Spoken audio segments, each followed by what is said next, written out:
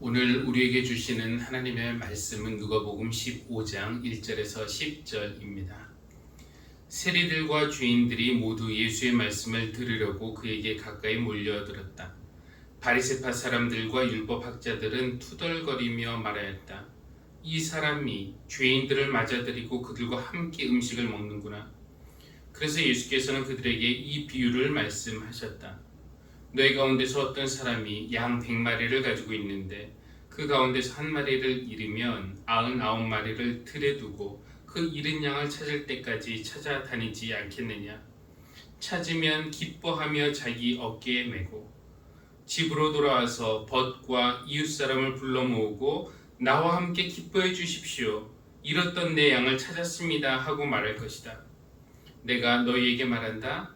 이와 같이 하늘에서는 회개할 필요가 없는 의인 99보다 회개하는 죄인 한 사람을 두고 더 기뻐할 것이다. 어떤 여자에게 드라크마 10잎이 있는데 그가 그 가운데서 하나를 잃으면 등불을 켜고 온 집안을 쓸며 그것을 찾을 때까지 샅샅이 뒤지지 않겠느냐. 그래서 찾으면 벗과 이웃사람을 불러 모으고 말하기를 나와 함께 기뻐해 주십시오. 잃었던 드라크마를 찾았습니다 할 것이다. 내가 너희에게 말한다. 이와 같이 회개하는 죄인 한 사람을 두고 하나님의 천사들이 기뻐할 것이다. 아멘.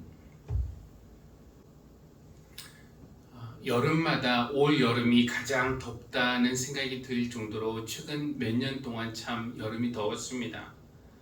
올해 일찍 시작했던 이 여름 더위가 언제나 끝날까 싶었는데 이제는 아침 저녁으로 가을 기운을 느낄 수 있습니다. 지금 우리가 명절 한가운데 있는데요. 이번 한가위 날씨가 참 좋죠. 설교를 작성하고 있던 엊그제 명절 첫날이었는데 그때도 그렇게 공기가 맑고 하늘이 그렇게 높을 수가 없었습니다. 추석 당일인 어제도 날씨가 참 좋았습니다. 자연에게서 배울 것이 참 많습니다. 자연을 보십시오. 때가 되면 여름은 떠날 것 같지 않았던 이 여름이 자리를 내주고 떠납니다. 뭐 어디 여름뿐이겠습니까? 때가 되면 한 계절은 다른 계절을 위해서 기꺼이 자리를 양보하는데 이런 것을 가장 못하는 것이 우리 인간이 아닐까 싶습니다.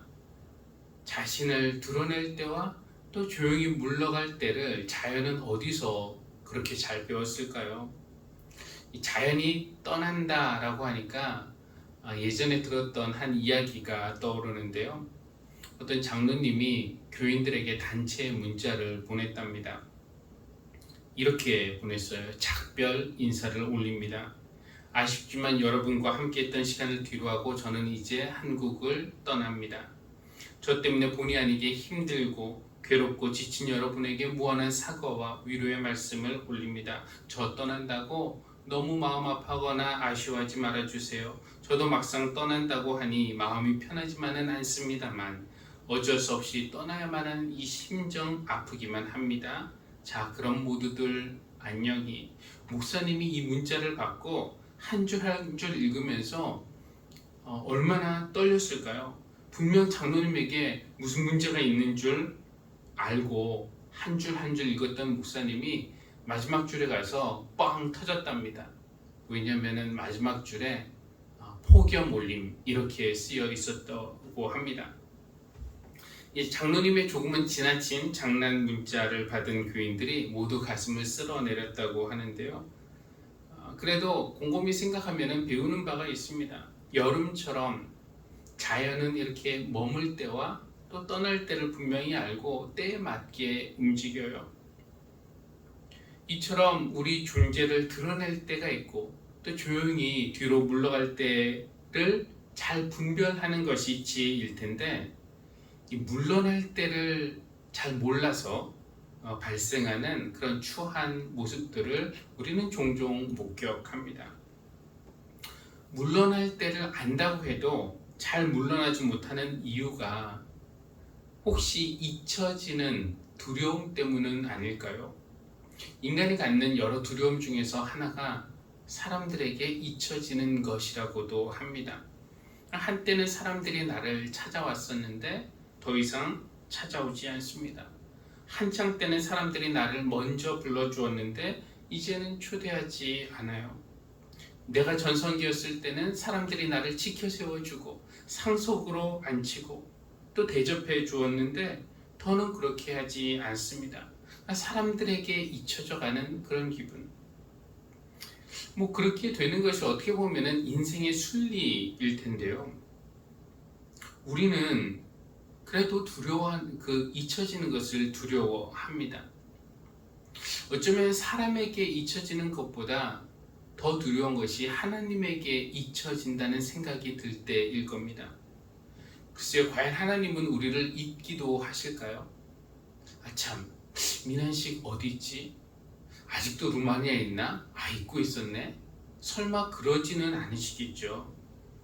그런데 하나님의 어떤 기억력의 문제가 아니라 우리가 늙고 병들어서 또 가난하게 되어서 존재 가치가 떨어진다고 느낄 때, 혹은 우리의 죄 때문에 하나님이 우리를 포기하셔서 우리가 하나님에게 잊혀진 존재가 될 수도 있을까요? 그런 느낌이 들 때도 있습니다. 우리 인생에 견디기 힘든 고통이 찾아왔는데 하나님이 침묵하시는 것 같을 때, 세상에 불의가 성행하여 억울한 사람들이 많은데 하나님이 가만히 계시는 것 같을 때, 그럴 때 하나님은 우리에게 안 계신 존재처럼 느껴지기도 하고요.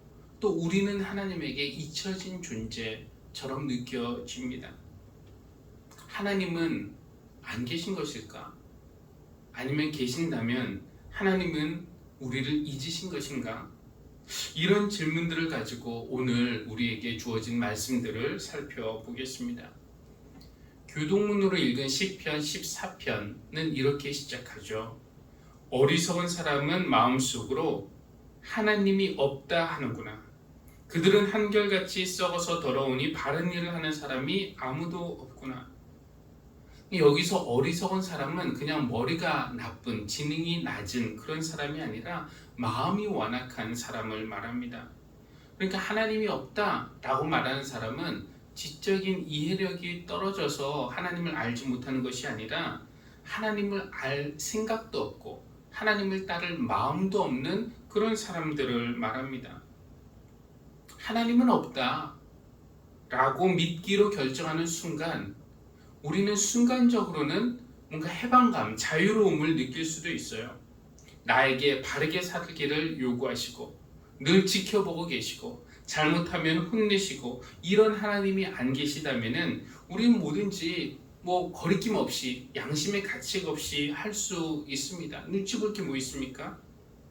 하나님이 안 계시다라고 결정하는 순간 하나님을 믿기 때문에 우리가 행하려고 노력하는 모든 선한 일들 혹은 하지 않으려고 하는 모든 악한 일들, 이런 것들이 의미를 잃어버립니다. 물론 하나님이 없다라고 믿는 사람들 중에도 착하게 사는 사람들이 있어요. 그러나 세상 모든 사람이 하나님은 없다라고 말하는 그 세상을 여러분 한번 상상해 보십시오. 절대 선이 사라지는 순간 자신의 욕망을 채우려는 그 개인들의 충돌로 우리가 사는 이 세상은 금방 어지러워지고 혼란에 빠지고 사나워질 것입니다. 하나님이 세상을 보시니까 이미 그렇게 되고 있는 것 같아요. 하나님 엄연히 계신데 사람들은 하나님 없어 하면서 제멋대로 죄를 짓고 있는 겁니다. 그렇다면은 세상 사람들은 그렇다고 치고 하나님을 믿는 하나님의 백성은 더 낫다라고 말할 수 있을까요? 믿는다고 말은 하지만 실제 삶에서는 마치 하나님이 안 계신 것처럼 그렇게 행동하고 말하고 하는 그런 기독교인들이 참 많습니다. 예전부터 그랬어요. 예언자들의 입을 통해서 우리는 이방 사람이 아니라 당신의 백성을 향해 한탄하시는 하나님의 그 음성을 들을 수 있습니다. 나의 백성은 참으로 어리석구나. 그들은 나를 알지 못한다. 그들은 모두 어리석은 자식들이요 전혀 깨달을 줄 모르는 자식들이다. 악한 일을 하는 데는 슬기로우면서도 좋은 일을 할 줄은 모른다.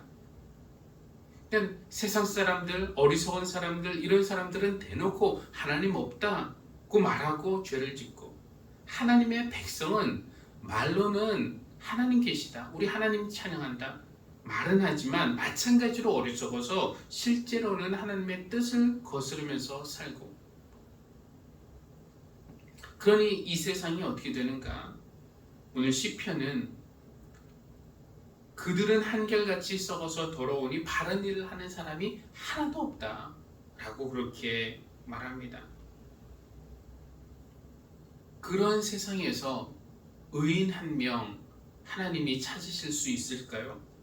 하나님이 기대를 걸 만한, 소망을 둘 만한 노아 같은 사람, 아브람 같은 사람을 하나님은 찾으실 수 있으실까요? 하나님이 세상을 굽어보시면서 그런 사람이 있는지 찾아보시는데 하나님이 찾으시는 그 한 사람이 없어요. 3절, 너희 모두는 다른 길로 빗나가서 하나같이 썩었으니 착한 일을 하는 사람이 하나도 없구나. 이 반복되는 없다라는 말이 조금은 절망적이고 또 서글프게 들립니다. 사람들은 하늘을 보면서 하나님 없다 라고 말하고, 하나님은 땅을 내려다 보시면서 의인 한 명, 착한 사람 한 명 없다 라고 하시고, 하나님은 없다라고 말하는 사람들의 삶은 말로만 끝나지 않습니다. 그들은 거침없이 죄를 행합니다. 힘없는 사람을 짓밟고 멸시하고 빼앗고 속이고 파괴합니다. 세상은 이렇게 서글프고 절망적인 상황에 빠졌지만 그렇다고 희망이 전혀 없는 것은 아니에요. 왜인가? 우리 하나님은 그래도 찾아내시는 분이시기 때문입니다. 선한 것이 하나도 없어 보이는 상황에서도 선한 무언가, 선한 누군가를 찾아내시는 일의 전문가이시고, 의인이 한 명도 없어 보이는 그런 상황에서도 의인들을 찾아내시는 일의 전문가이신 분이 바로 우리 하나님이시기 때문에 소망이 있는 겁니다. 하나님은 세상이 착한 사람, 하나님의 뜻대로 행하려는 그 지혜로운 사람이 하나도 없다고 말씀은 하시지만, 그래도 더 찾아보세요. 어떻게 해서든지 돌이키려는 자가 있는지 찾아보시고 잃어버린 자 찾아가서 구원하시는 분이 우리 하나님이십니다. 뿐만 아니라 우리 안에 잃어버린 선의 가능성, 이것도 찾아내시고, 우리가 숨겨놓은 사랑의 씨앗, 이것도 숨은 그림 찾기 하듯이, 술래잡기 하듯이 찾아내시는 분, 그래서 우리가 하나님에게로 돌아갈 그 길을 열어주시는 분이 바로 하나님이십니다.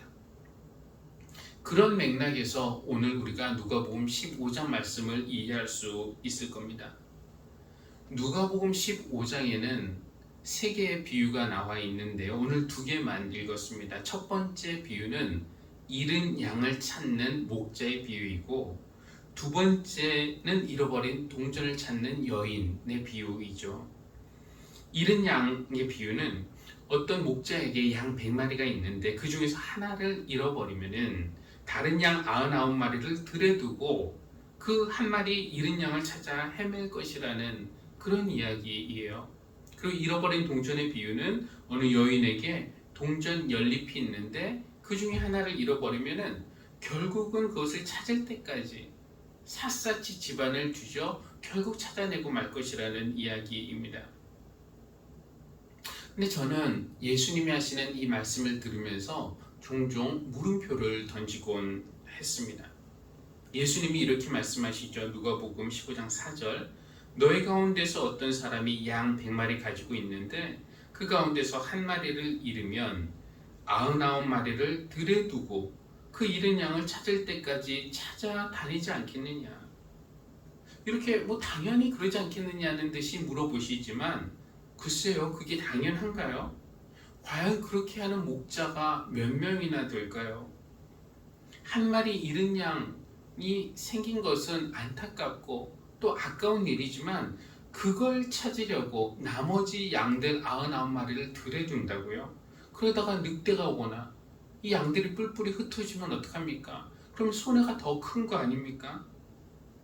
또 예수님은 이어서 그 잃어버린 양을 찾으면은 기뻐하며 자기 어깨에 메고 집으로 돌아와서 벗과 이웃 사람들을 불러 모으고 잔치를 할 것이라고 그렇게 말씀하시지만 저는 의문이 들어요. 두 가지 의문이 드는데, 우선 정말 말 안 듣고 제 갈 길로 간 그 양, 저 같으면은 속상해서 그냥 줄로 끌고 올 것 같은데 어깨에 메고 오는 수고를 하는 게 당연한가요?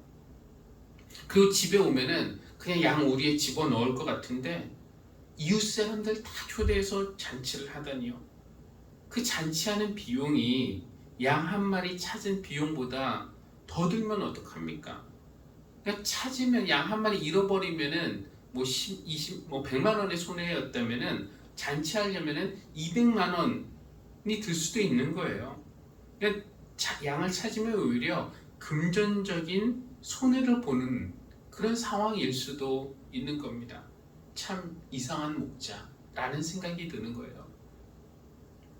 조각상 한번 보시겠습니까? 이번에 이탈리아에 다녀오면서 바티칸 박물관에서 본 선한 목자 조각상입니다. 이 원래 초기 기독교인들이 로마의 박해를 피해서 카타콤베라는 지하 동굴을 만들었는데, 그 중에 여러 개의 카타콤베가 있는데 그 중에 한 카타콤베에서 발굴된 조각상인데요. 지금은 바티칸 박물관에 보관되어 있습니다. 근데 가이다는 목사님이 우리 강남지방 목회자들에게 이 조각상을 꼭 보여주고 싶어 했는데, 안타깝게도 우리가 방문한 기간에는 이 전시되어 있지 않고 어디 보관실에서 보관되어 있어서 일반객들이 볼 수가 없는 상황이었어요. 그런데도 굳이 여기저기 책임자 찾아서 연락하고 또 경비원한테 우리 20명이 저 조각상 보려고 한국에서부터 왔다. 그 사정에서 5분 잠깐 볼 수가 있던 그 귀한 조각상입니다.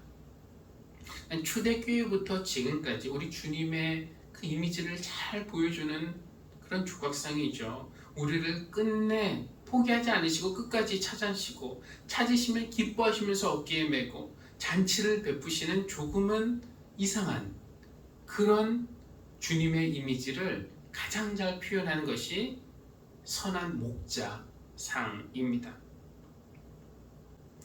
잃은 동전을 찾는 그 여인도 이상해요. 어떻게 잘 생각해 보면 말이죠. 어떤 여자에게 드라크마 연잎이 있는데 그가 그 가운데서 하나를 잃으면 등불을 켜고 온 집안을 쓰며 그것을 찾을 때까지 샅샅이 뒤지지 않겠느냐고 예수님 너무나 당연하듯이 말씀하시지만, 글쎄요, 뭐 동전 하나 찾으려고 그래 불을 다 켜고 방을 싹 찾아보는 것 정도는 할 수 있겠지만 책상 치우고 의자 치우고 소파 치우고 침대 들어 올리고 장롱 드러내고 그런 수고를 하다가 허리라도 삐끗하면 어떡합니까? 병원비가 더 들겠어요. 또 드라크마 찾았다고 이웃 불러서 나와 함께 기뻐해 주십시오 말하며 파티를 한다고요? 잔치 비용이 드라크마보다 더 들겠습니다. 우리 눈에는 조금은 이상한 목자, 조금은 이상한 여인으로 보일 수도 있지만 잃어버린 우리 영혼을 찾아내서 구원하시기 위해서 끝까지 가시겠다는 그런 우리 하나님의 의지를 볼 수 있는 그런 비유입니다. 특히 잃어버린 양을 양 어깨에 메고 오는 이 목자의 이미지는 우리 영혼을 살리시기 위해서 양쪽 어깨에 맨 주님의 십자가와 겹치죠. 주님의 십자가. 글쎄 신이 그렇게까지 할까요? 다른 신들 같으면은 뭐 있어도 그만이고 없어도 티도 안 나는 그런 죄인 살리려고 신이 십자가를 진단 말인가 하겠지만, 그런 십자가 희생을 마다치 않으시는 우리 주님이시기에 잊혀질 뻔한 존재, 잃어버릴 뻔한 존재인 우리에게도 구원의 소망이 있는 겁니다. 하나님이 그런 분이시기 때문에. 사도 바울은 자기가 얼마나 불가능한 사람인지, 구원받기에 불가능한 사람인지를 잘 알고 있었어요. 예수 그리스도와 그를 따르는 사람들을 끝까지 쫓아가서 찾아내서 감옥에 보낼 정도로 박해했으니, 사도 바울은 입으로는 하나님 믿는다고 그렇게 생각했지만 실질적으로는 하나님에게 적대적인 삶을 살았던 겁니다. 그래서 그것을 깨달았을 때 그는 자신이 회방자, 박해자, 폭력자였다고 고백합니다. 죄인 중에서도 우두머리라고 인정합니다. 그러니까 바울은 한때 하나님에게 길 잃은 양이었어요. 만약에 주님이 양 99마리 들에 두고 길 잃은 양 끝까지 찾아 헤매는 이상한 목자가 아니셨더라면 바울은 영원히 잃어버린 존재로 살다가 우리에게 잊혀진 존재가 되었을 겁니다. 바울 같은 회방자, 박해자, 폭력자, 죄인의 우두머리도 찾아내어 구원하실 수 있는 하나님이시라면 우리가 어디에 있든지 하나님은 우리도 찾아내서 구원하실 수 있을 줄 믿습니다. 우리에게는 잊혀지는 것에 대한 두려움이 있지만 주님 안에서 우리는 두려워할 필요가 없습니다. 세상에서는 잊혀질 수 있지만 하나님은 늘 우리를 품으시고 생각하시고 기억하십니다. 우리가 세상에서는 잃어버린 존재가 될 수 있지만 하나님은 잃어버린 우리를 끝까지 찾아내어 구원하시고 야만은 그런 하나님이십니다. 지구 끝에라도 가서 우리를 찾아내어 기꺼이 어깨에 메고 푸른 풀밭으로 다시 데리고 오실 것입니다. 주님께서 우리를 찾아주셨기에 우리가 오늘 여기에 있습니다. 찾아주신 귀한 생명 감사하고 지금도 잃어버린 영혼 찾아 헤매시는 우리 주님의 일에 우리가 기쁨으로 동참하는 그런 하늘시작교회가 되기를 주님의 이름으로 기원합니다. 기도하겠습니다. 선한 목자 되신 주님, 주님이 우리의 목자이시니 우리에게 부족함이 없습니다. 하나님은 없다는 의심이 들기도 했고 하나님이 안 계신 것처럼 말하며 행동하며 살다가 어느새 죄로 물들었고 하나님을 멀리 떠나 길을 잃기도 했습니다. 사람들에게 잊혀지고 혹시 하나님에게도 잊혀지는 것은 아닐까? 잊혀지지는 않더라도 혹시 중요하지 않은 존재로 여겨지는 것은 아닐까 두렵기도 했습니다. 오늘 말씀을 통해서 길 잃은 우리를 찾으실 뿐만 아니라 우리 안에 있는 선의 가능성도 포기하지 않으시고 끝내 찾아내어 주님께로 돌아오게 하시는 그 주님을 만나게 하여 주시니 진심으로 감사드립니다. 쓰러진 우리를 들으시고 어깨에 메시고 기뻐하며 돌아오시는 선한 목자이신 우리 주님 안에 늘 거하는 우리가 되게 하여 주십시오.